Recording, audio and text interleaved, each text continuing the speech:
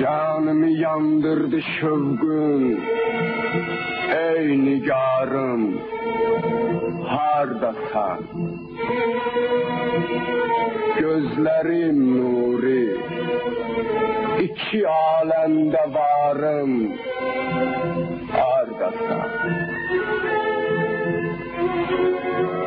Bağrımı qan eylədi acı fərağın, gel yetiş.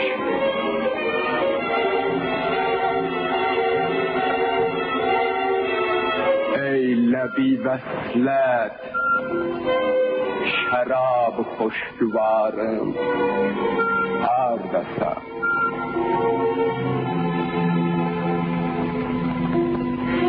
Səndən ayrı könlümə yoxdur vəfalı yarı dost.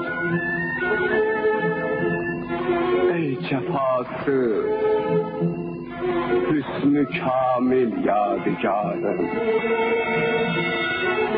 hardasan? Yar üçün hər güşədə min div olur düşmən mənə.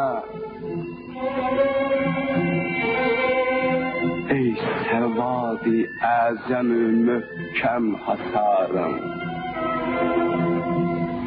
hardasan? Çün nəsimidir bugün əyyam-ı eşqin sərvəri.